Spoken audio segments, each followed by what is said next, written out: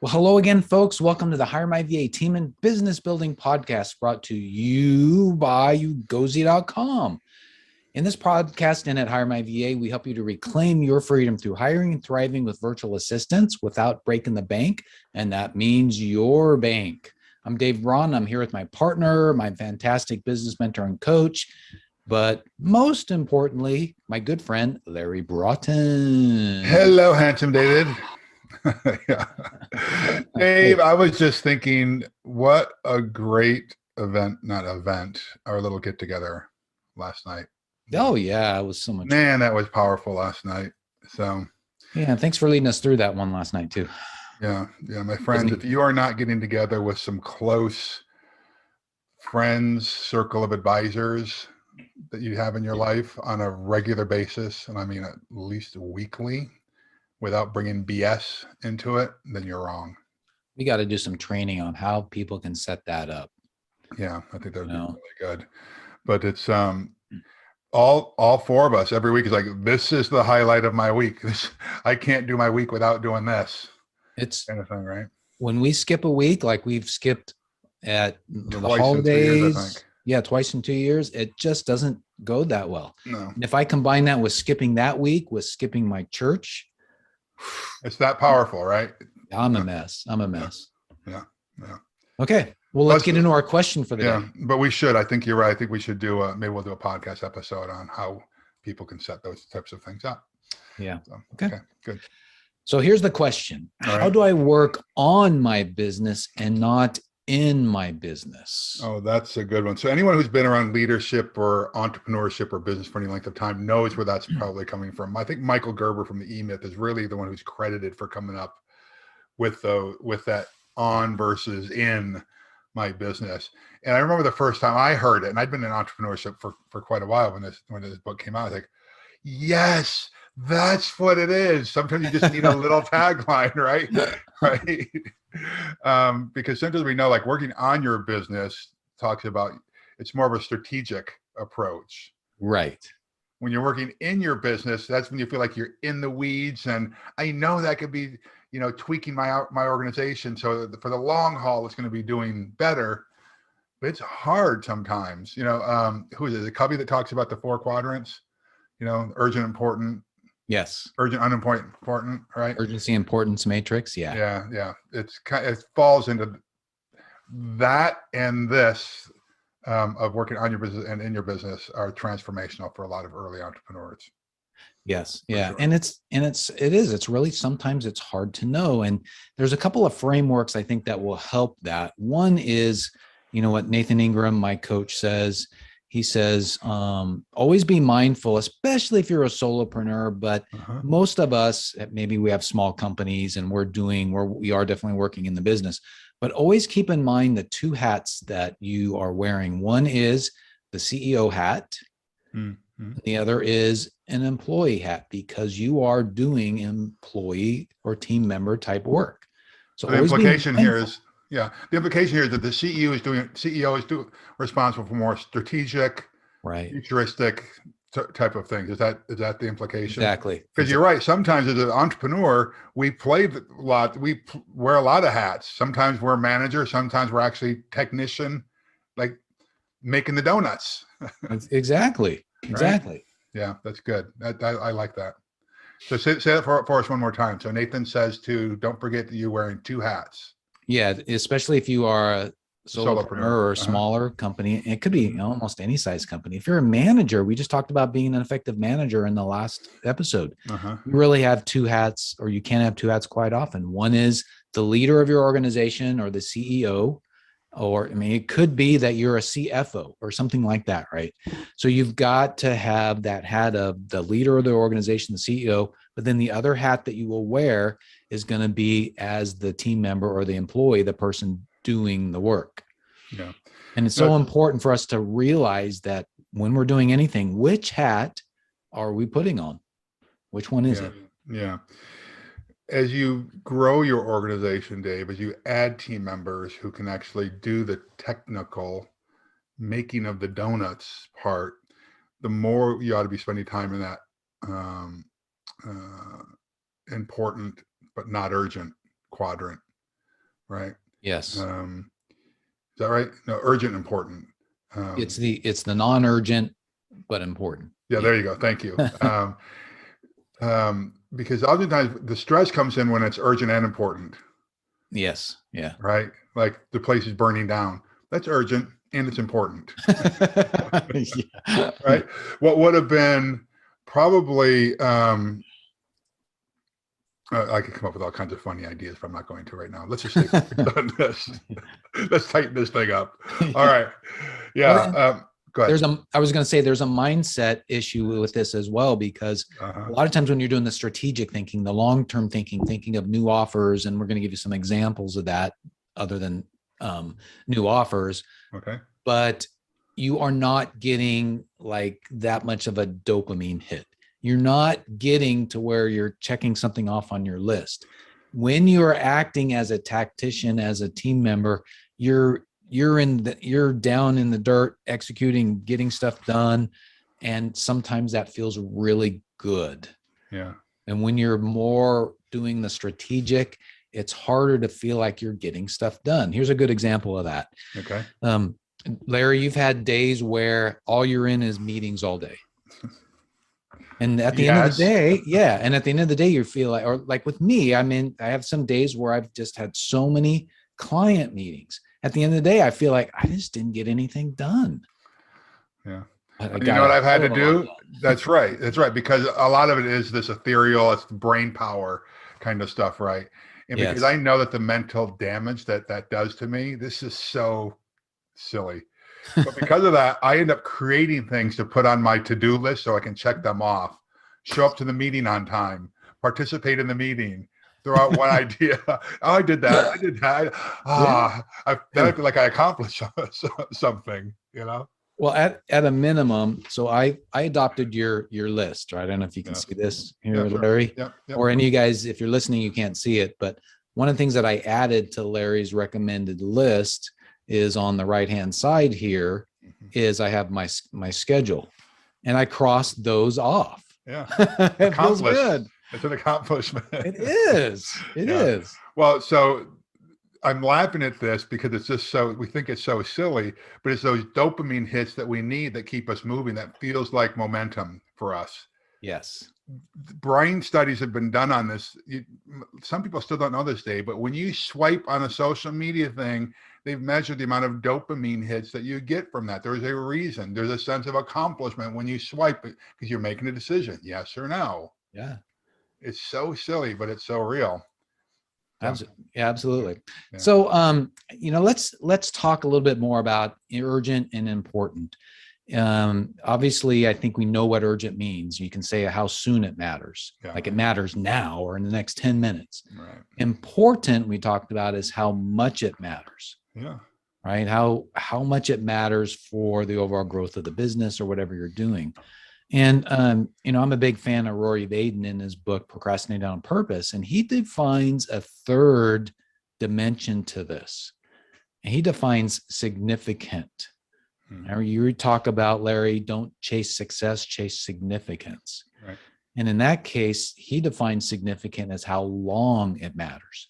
So urgent is how soon, important is how much, significant is how long it matters. So if you're doing something that's significant today, it will hopefully last, a little while in the future. Yeah, that's good. Well, I think with that setup, maybe what we can do, Dave, because let's go back and remind people what the question was. The question was basically, how do I work on my business and not in my business? And so maybe we can give some actual specifics on things that can help them. And by the way, when you are in a mastermind or you have a coach or a mentor, they can help you with these kind of things. Yes. Because they're holding you accountable and you can just get ideas from them. But, just some of the suggestions that kind of pop into mind is like, what's it mean, Dave, to be working on my business? Well, believe it or not, going to the park, like I can think of a place, where Heisler Park is, Dave, in Laguna Beach? I think so. Yeah, it's there. It's that beautiful landscape park that's on the cliffs there overlooking the ocean. Sometimes I go there and I just think, I just think about the problems that are the challenges, opportunities, or ideas that are in front of me. I let my brain run wild, right? That's working on my business, believe it or not.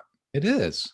And I used to feel so guilty. I remember, I don't want to call him a mentor, but there was a guy that I worked with my first business out of the military, and he would say, you need to take a day away, or a half day away at a minimum, just to recharge your brain and just think about challenges that you're having.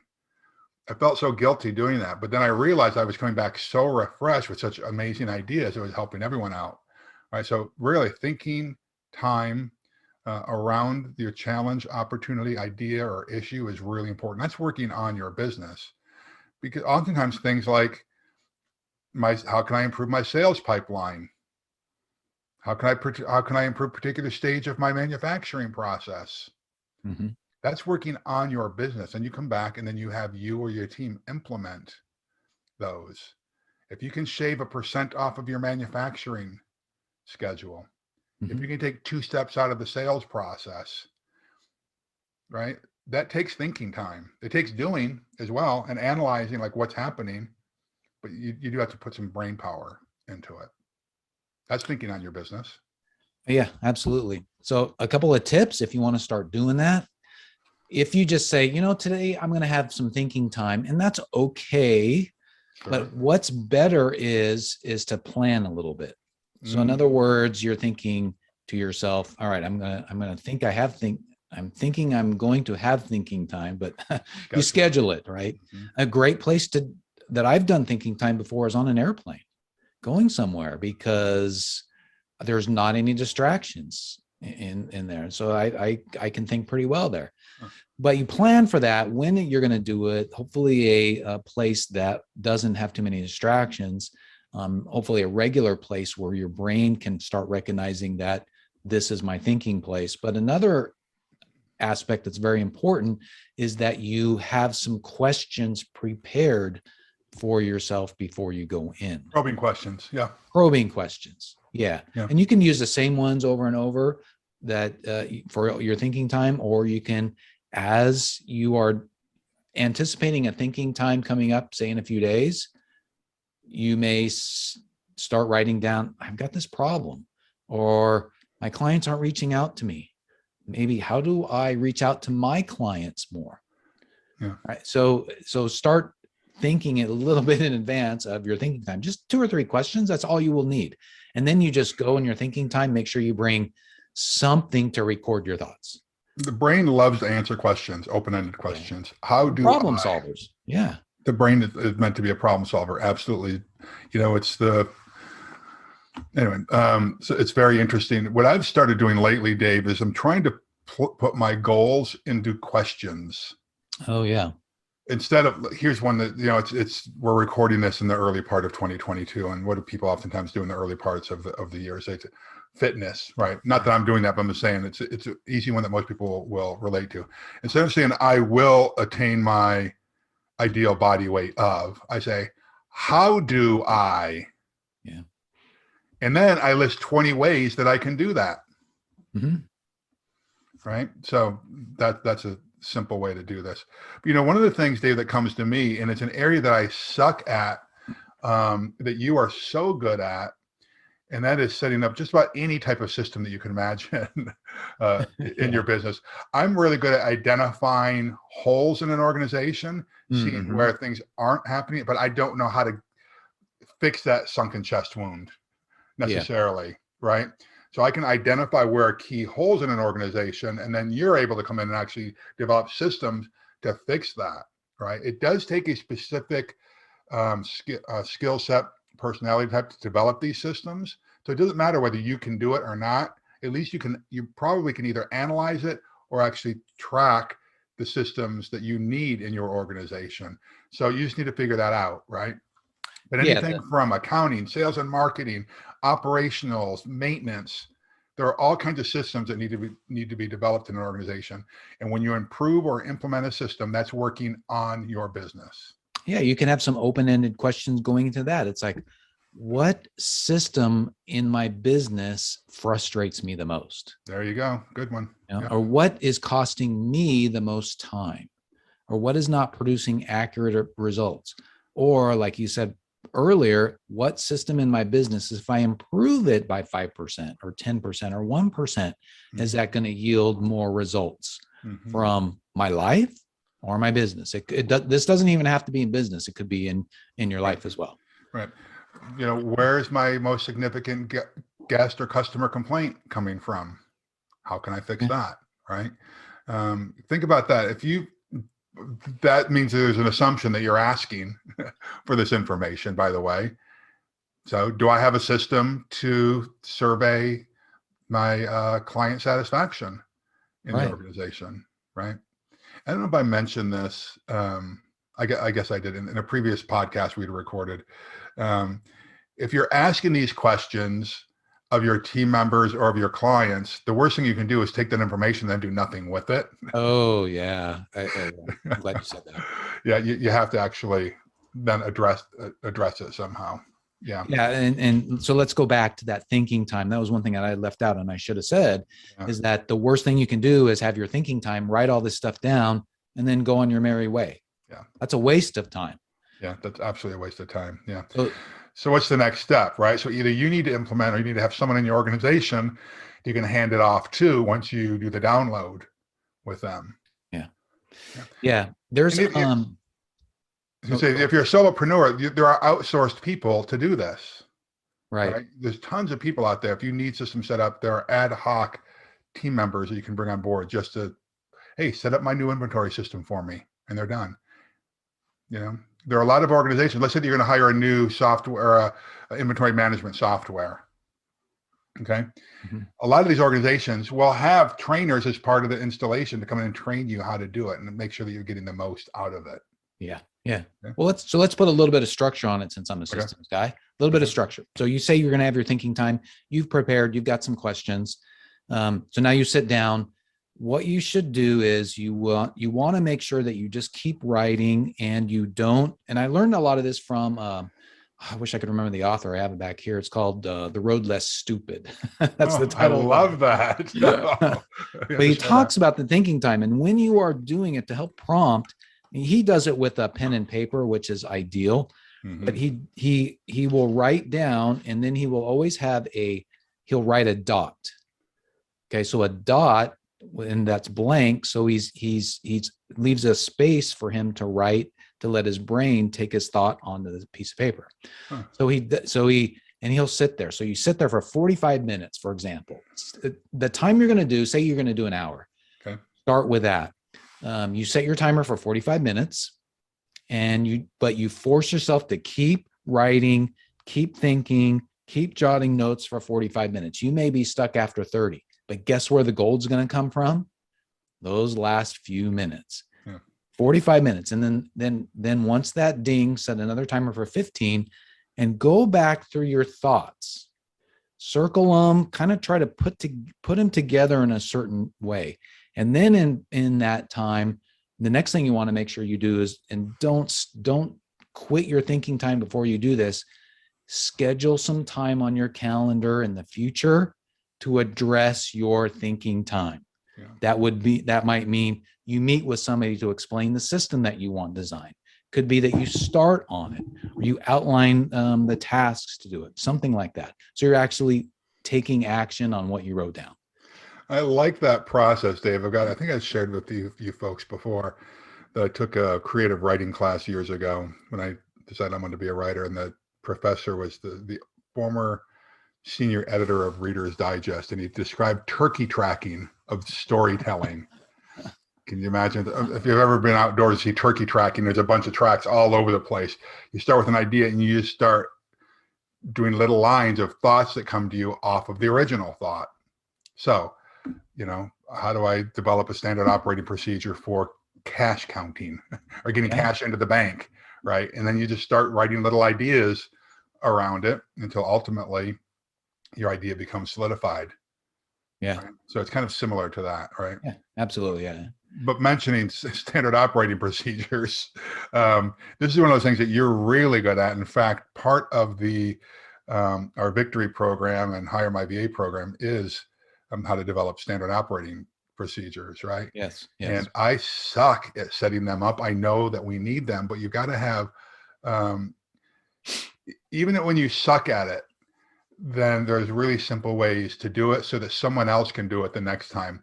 I love the example that we used in one of our masterminds where the owner couldn't get into work one day and had to have someone else go in, but there was no standard operating procedure from how to even unlock the front door, turn off the alarm system, walk to the front desk, and count the cash drawer, make sure that was ready to go to open up the store, right? Yeah. And it's very simple. If you can develop a video to do that, right? Exactly. There are ways to set up standard operating procedures. If you're an idiot like me, who hates that kind of detail, right?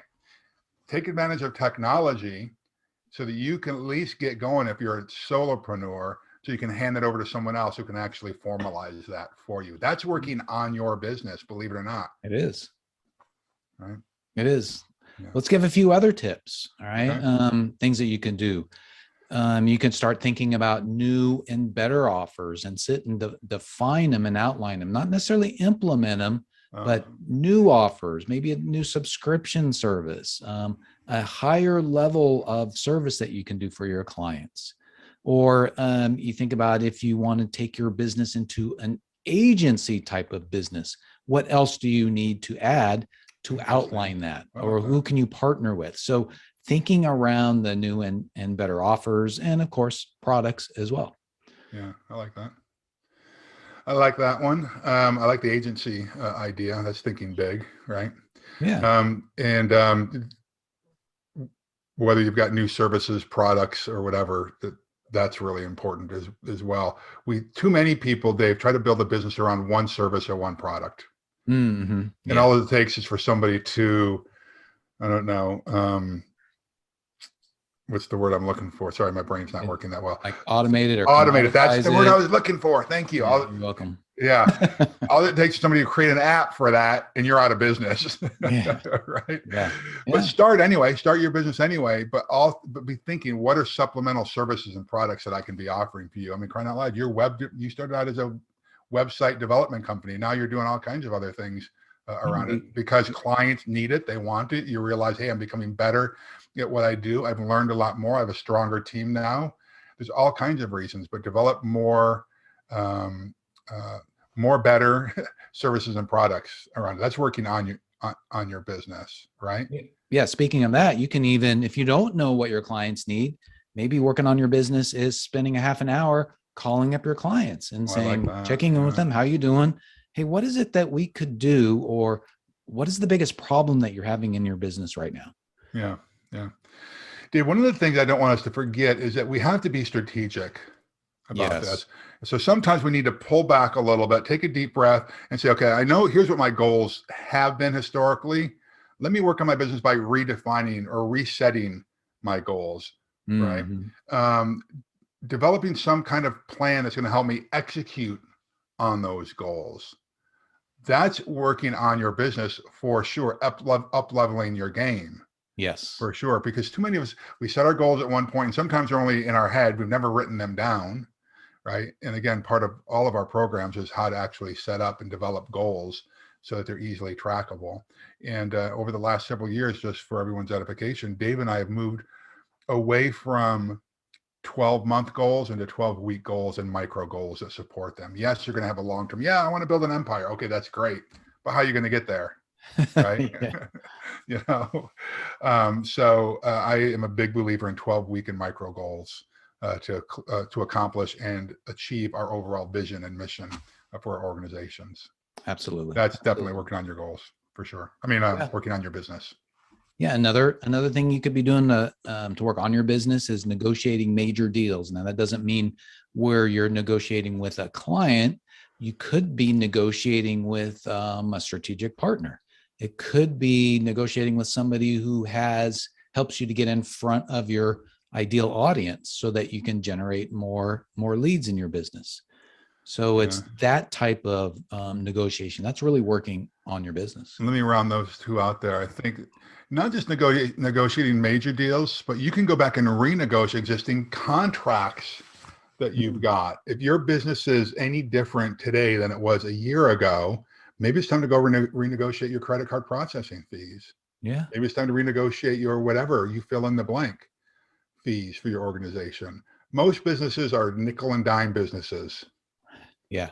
Right? The more nickels and dimes you can save, the better it sets you up for the future, right? And you're talking about expanding the influence and profile of your organization. Working on your business is doing one of the things that you and I love doing, and that's, keynote speeches, being on boards and panels, panel discussions, heightening the profile of your organization, getting some PR around it. We've got a webinar called Setting Out the Honeypot that helps you do that, right? That's working on your business. Anything you do to increase the value and profile of your reputation and business, that's working on your business for sure. Become the leading authority, the expert in your marketplace. There's nothing wrong with saying, this is what I'm doing. It's so funny. I had somebody make kind of a slur at me this past weekend about the ego that it takes to get up on stage. And they said it from a negative standpoint. But believe me, I knew where it was coming from, because it's coming from fear, because most people don't, it takes courage to get up and do that. Right. And so, anyway, it's, just do it. If you're not tooting your own horn, who's going to? Yeah. For sure. Yeah. Yeah. Absolutely. Yeah. That's great. Another thing, we kind of talked about this one book, The Road Less Stupid. It is by Keith Cunningham, and that's a strategic book. So that's one of the things that you can do also, is read a strategic book. One of the most strategic books that I know of, Larry, is Victory. I've already done a shameless plug recently, so go ahead. There's no rule against multiple shameless plugs. There you go. That is such a strategic book in the area of vision and intel and all the other items that are in there. It's just full of strategy. In fact, the subtitle of the book is 7 Revolutionary Strategies for Entrepreneurs to Launch Your Business, Elevate Your Impact, and Transform Your Life. Good job. You took it and ran with it. Oh, sorry. No, I wanted you to. Oh, good. Yeah. But yeah, reading a strategic book and then implementing some of it. In fact, something that's, I think, either alluded to or in the book is the strategic planning for supersized success. Why don't you talk a little bit about that this great guided program that you developed that's actually in our membership area in our community? Yeah, so it's a guided process. We have a recording of it, and there's a document that you fill out. And what we've learned over the years, Dave and I have worked with countless entrepreneurs and business owners over the years, that by the time you're done with this, I forget what the stat is that I give in the chapter of the book, is that you will do more strategic planning in that 90 minutes than most people do in 5 years. It's very powerful, very powerful. And I think it's worth the investment of your 60 to 90 minutes to actually do that. It's a great roadmap to get you where you want to go. That's absolutely working on your business for sure. Yeah, for sure. That's, in fact, I think the first thing related to that people ought to do is find that book. But really the first thing you want to do right now is, if you want to really start working on your business, number one is you've got to allocate some time to it. Oh, that's good. So pause this, go to your calendar right now and allocate an hour, not the next hour, but tomorrow or the next day. And please do it.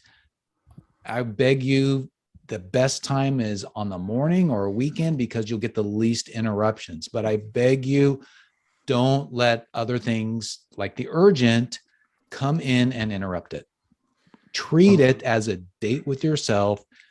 Treat it as an important business opportunity, because it is. This one thinking time could revolutionize, like Victory says, revolutionize your business or your life. Yeah. If you don't schedule it, you get stuck in what's called the tyranny of the urgent. Yes. Right.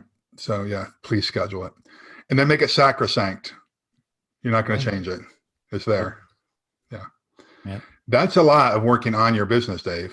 Yeah, that's a lot. But I think this, Larry, really, this is probably the most important podcast that we've done overall, because by thinking on your business versus in it, you're going to launch your business into different areas, new heights. You'll start developing systems around all the different areas you need to develop it. You're going to start thinking about, where do I need to add team members? Are my team members the right team members? All of that kind of stuff. You'll be able to start working and thinking through that. Yeah, I like that a lot. So real important. Well, let's take this thing home, Dave. Okay. Thanks everybody for joining us today. And remember, building a team is the way to reclaim your freedom. And we're here to help you with our course community and our white glove service, where we find a rock star VA for you. You need that rock star VA to implement all these things you're doing in your thinking time. So right now, though, we'd love you to do 3 different things. Number 1, subscribe to this podcast if you haven't already done so. Number 2, give us a rating, preferably 5-star, or leave a comment below this video. If you're subscribed on YouTube, which is we want you to do also, just put a comment, any comment below the video. It'll help us to get the word out. And then number 3 is go to HireMyVA.com for more information on our course and community and our white glove service. Remember, even without experience, you'll learn how to prepare for, hire, and thrive with virtual assistants. Larry and I, man, we're helping folks. In fact, 10 minutes, I've got something I'm going to be on helping folks execute, hopefully using that time to work on their business. But Larry, we're helping folks, every day practically. Yeah. So we want to help you. So just go to HireMyVA.com for more information. Yep, we're going to keep this short, folks. You know the deal. Go do something significant today. God bless you. God keep you. God hold you. All right, we love you. We'll see you guys later. Next time. Bye, folks. Bye.